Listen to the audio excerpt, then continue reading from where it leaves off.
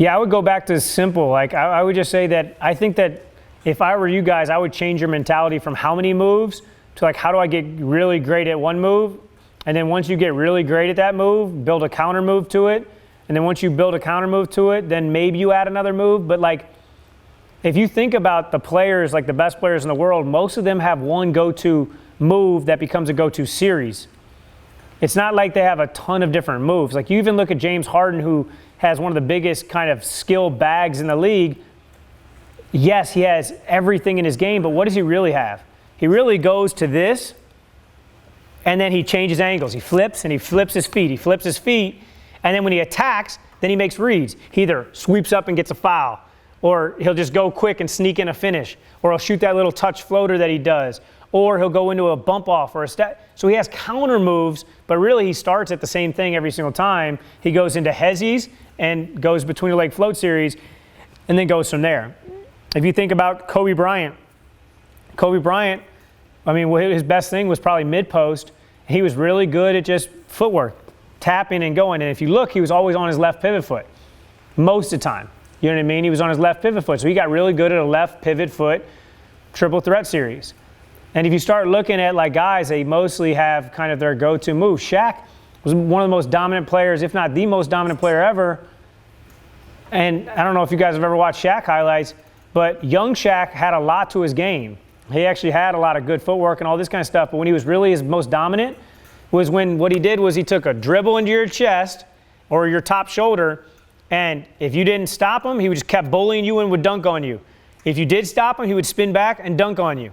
He didn't have a left hand. He would just flip it with his right hand or dunk. But he got really good at that, and that was when he was most dominant. So I think that the biggest thing that I wish more players realized was that it's better to be great at less than to be good at more. And it's weird, but like if you guys really told me, like, would you rather have a big bag of tricks or would you be really good at shooting, finishing, and defending? I would take the shooting, finishing, and defending all day, because if you can put the ball in the hoop, the only way you can do that is shoot it in there or finish it in there. And if you can play defense, stop them from putting the ball in the hoop, you're going to have a chance to be a good player. Yeah, definitely. I think the biggest thing when it comes to finding a go-to move is make sure that it's really just the start that you're looking for. Yeah. You know, whether it's an inside-out float, a crossover float, a between-the-leg float, a behind-the-back float, or you do the opposite, which is shift away. So maybe the ball moves one way and your body moves the other way. Really don't worry as much about what you do. It's more about how you get to the point where you're an advantage. So if your goal is to get outside defenders' hips, for Steph Curry, he uses like a shuffle to get outside defenders' hips.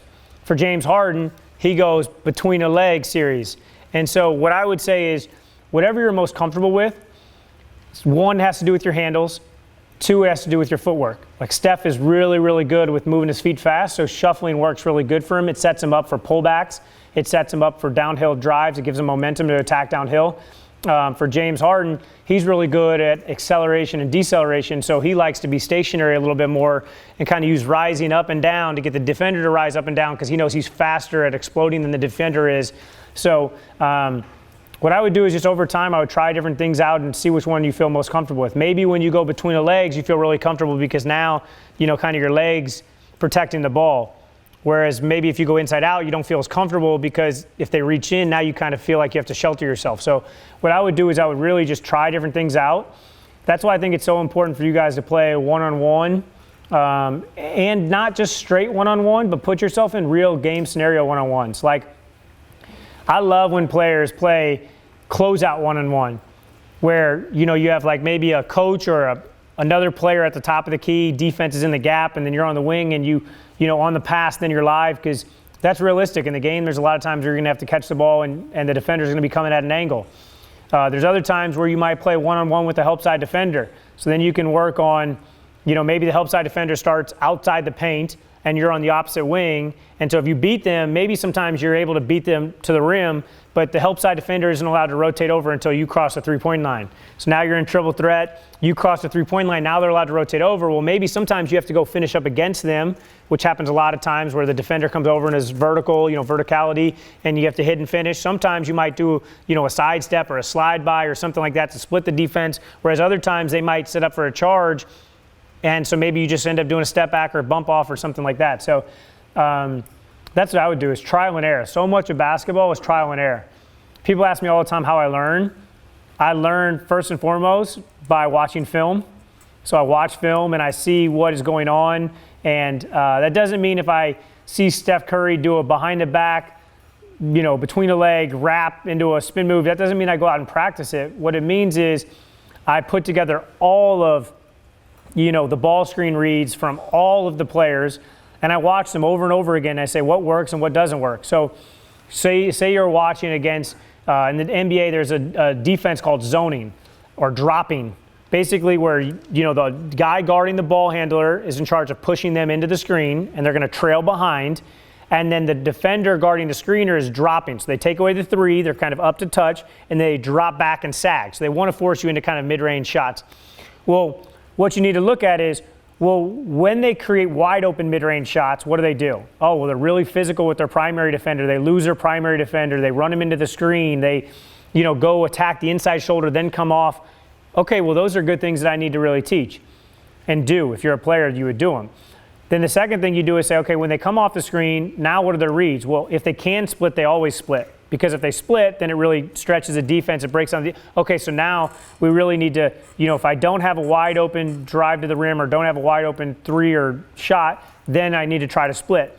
Well, if I can't split, the only reason I can't split is because the defender takes away the middle, which means then I got to really fake the split to get them to jump even more and then use an inside out or a skip or something to get around in the other way. And so I just reverse engineer everything. That's one way. Watch film, reverse engineer what they did well, what they continuously do well to get good results. Second way is by talking to people.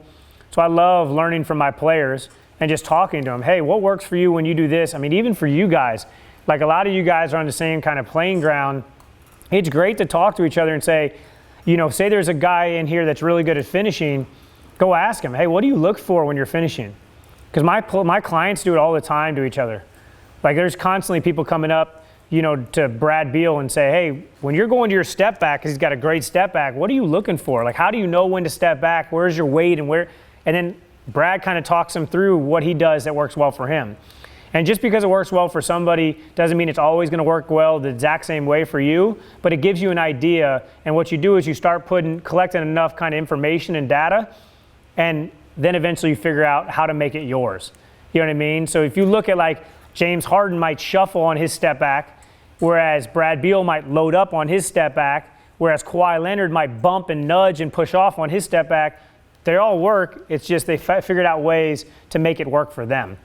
And then the third way that I learned, which is, again, you learn from film, you learn from talking to people, and then you learn from just trial and error.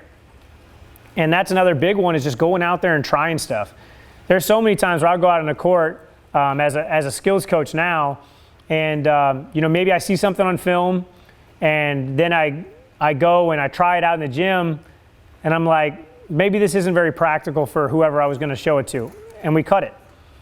One of our golden rules of workouts is never work on something that they're not going to use, okay? And so there might be times that we try something, but we never really work on it, which means locking in and doing it over and over again unless we're going to use it. Now, saying that, there are times that we have purposes for things that we do. For instance, I'll give you an example. Sheck Diallo, who just signed with the Phoenix Suns, he was with the Pelicans. We worked a lot last year on him changing directions from the perimeter. Now, that doesn't mean that he's going to be a one-on-one player from the perimeter, but the purpose was because he needed to get better at guarding players that change directions on the perimeter, because everybody switches 1 through 5 these days on ball screens. And so what I did was, he didn't understand when to change directions or why players change directions because he had never done it.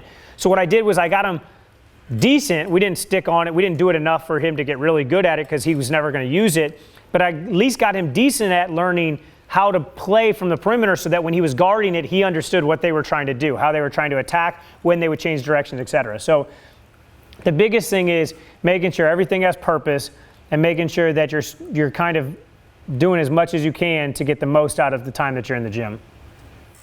Great question. So there's not a great way to do decision making 1-on-0 unless you want to get, tricky. You can definitely do it with one person, and there's different ways to do it. So say you have your mom or dad, and say they're not very athletic, and so you're like, all right, well, how do I work on decision making when I have my parent where I know I could just beat them every time? Here's a way to do it. Say you're coming off a pin down, okay? Your dad or mom is passing you the ball. And what they do is as they pass the ball, right as they pass, they're yelling out A, B, or C. Not shoot, drive, or shot fake, but A, B, or C. And A is shoot, B is shot fake and then shoot, and C is attack. Because then what you have to do is not only do you have to hear the A, B, or C, but then you have to register what does A mean, what does B do, what does C do. Something like that is a way that could be done if you don't have the perfect scenario where you can just work on it live against realistic defenders. I do that all the time with guys, you know what I mean? You put them in a situation where they have to really think.